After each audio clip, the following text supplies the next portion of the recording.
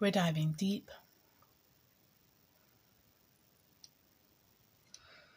And we're going high in the celestial sky. Are you ready?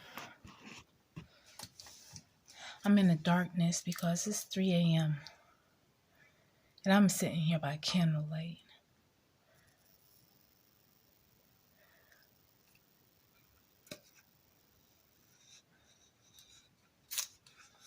Wanting to make a contribution to the collective unconscious, the collective consciousness, the collective self-consciousness. I'm going to hit you on all 3 levels, baby. Because the full moon in Aquarius is upon us. And we know our free-loving, eccentric, innovative, creative,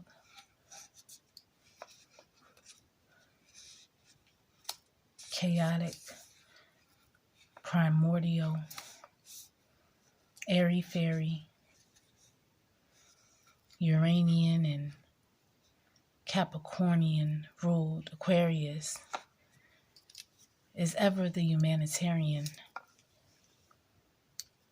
wishing to help spread peace and love and expansion of consciousness.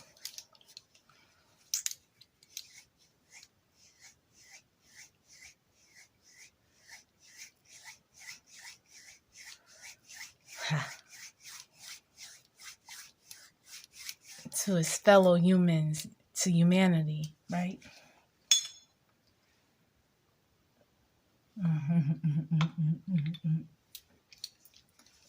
So I'm going to hit it.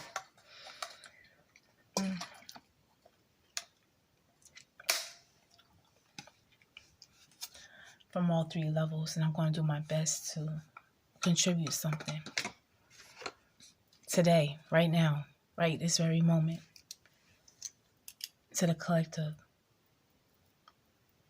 consciousness.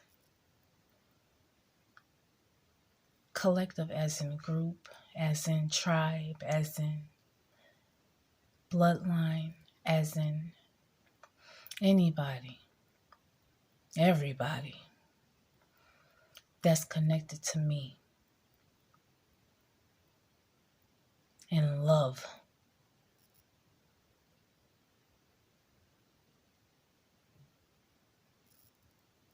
This is for you.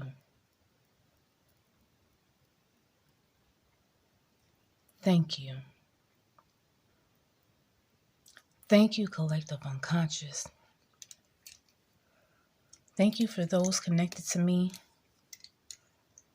on every level, dimension, plane, for doing your great work in cultivating your life force energy, your consciousness, your emotion, nobody, your mental body, your spiritual body, your physical body, because I can feel it.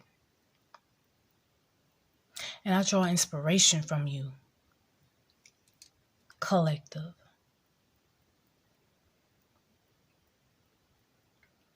I appreciate your contributions. I appreciate your willingness to do your great work. Because I've seen, felt, heard,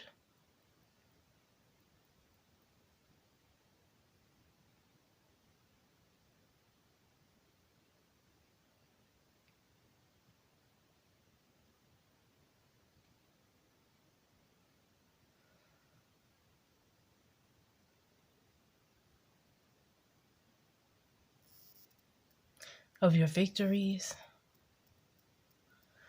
about your experiences,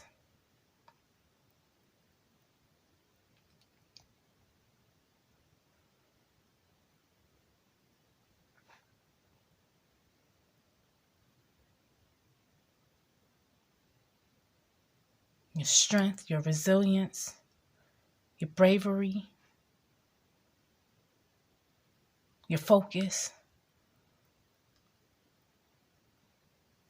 your ability to pull yourself up from the bootstraps and carry on well. It gave me the courage, the faith, the strength.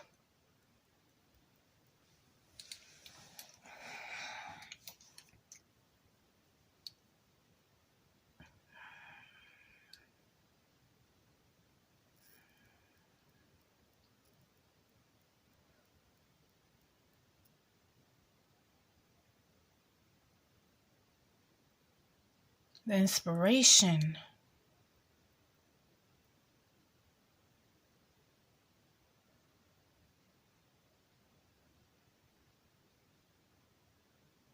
And the idea, the seed. Like it's like you planted a seed within me that grew and gave me hope that it was possible that I too could do it. You know, it's stories about. Okay, let me see if I can pull through my memory banks and come up with an example, because I'm in the darkness right now. You know how when you tap into the subconscious, unconscious, things come out, you know, a little chaotic. Let me see if I can make it plain.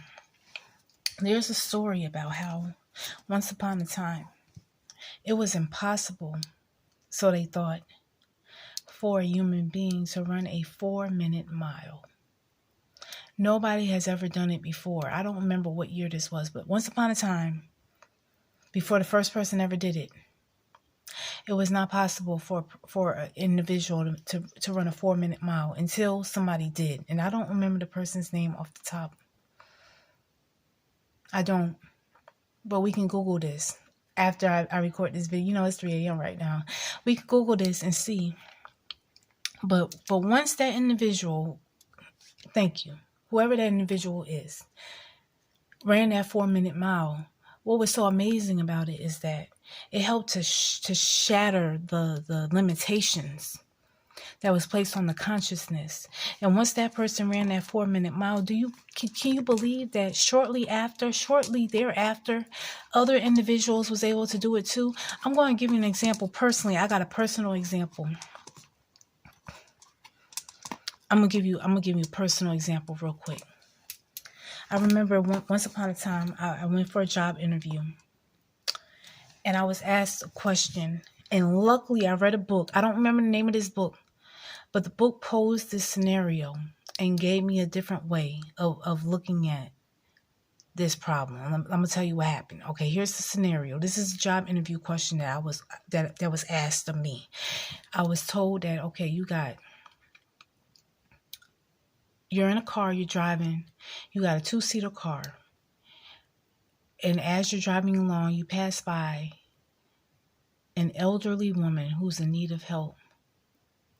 She needs to go to the hospital. She's in need of medical assistance. And then you also have your best friend that's there, your ride or die best friend, who's also in need of assistance. They also need a ride. And then you also have the love of your life. Like finally you've been searching high, low, everywhere, underworld, overworld, netherworld, everywhere. And now your true love all of a sudden appears in front of you. And they also are in need of a ride, right? And so the scenario was posed. Who do you pick up? Who do you offer the ride to? That's what was posed to me. And the answer that I offered up was, well, shoot, honestly, I'm going to get out the vehicle. And me and my true love, I know if he's my true love, I know my true love is resourceful because I'm resourceful. I know that we'll be able to figure out a way to get the freak wherever we need to go. I'm going to allow my best friend to take the elderly person to the hospital, and everybody going to get where they need to be. Something like that. It may not be making perfect. I hope, this is clicking. The point of this story is that I was the first one. I'm not bragging on myself. I'm telling you the truth. I'm telling you what the supervisor told me. I got the job. He said I was the first one Out of all the people he asked, and he said he always asked that same interview question. Always. And I was the first one who ever answered that question in that way. And he gave me the job. Now, literally, I'm not making this up. I'm not making this up. A week later, somebody else is interviewing to get another position at this job. He asked the same question. And now all of a sudden, that person provides a similar, not the exact answer as mine, but similar, as though they get out the vehicle and they allow it to, they work it out that way. And that was my first experience of how the collective unconsciousness works.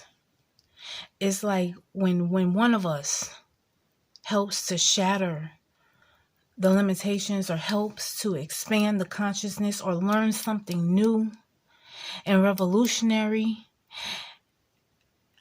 it's like a silent revolution. Like you know how back in the day, like back in like the 60s, 70s, how it was a motto, it was a saying that the revolution will not be televised. That's how revolutionary the collective unconscious energy is. It's so mother-freaking gangster. We ain't gotta get on TV. We don't gotta get on social media.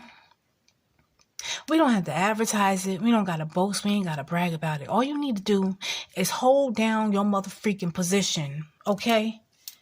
Tribal member, family member, ancestral bloodline member, whoever is connected to me in my tribe that resonates with the energy and the frequency that I'm on. All you need to do is hold down your position.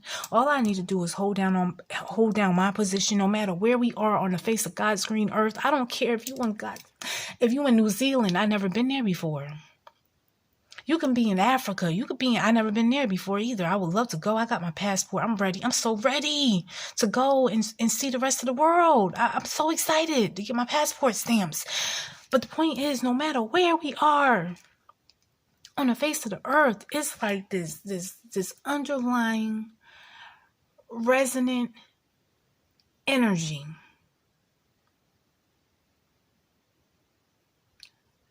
that's been deemed the collective unconscious, the collective consciousness. I keep on saying unconscious because I like to dive so deep. And when you unconscious, that's where I would be right now. If I wasn't up here watching this video, I'd be in the unconscious realm because it's 3 a.m.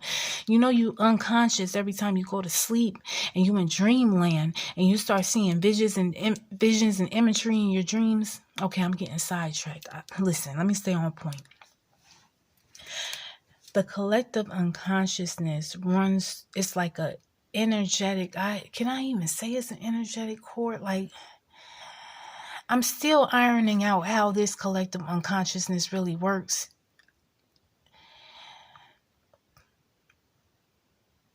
I don't have an answer. I don't have like a definite, like a textbook definition of this. I don't know how it works.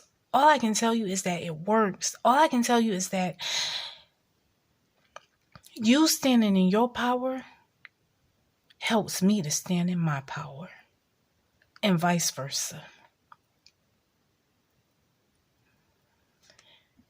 You expanding your consciousness, whoever you are, wherever you are, however old you are, however young you are, whatever color you are. I mean, it goes beyond all of that. It goes beyond race, color, gender, sex, sexual orientation.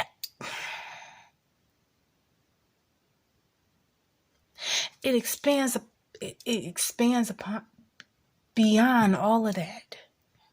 Okay? You learning something and expanding your consciousness helps me to learn something and to expand my consciousness.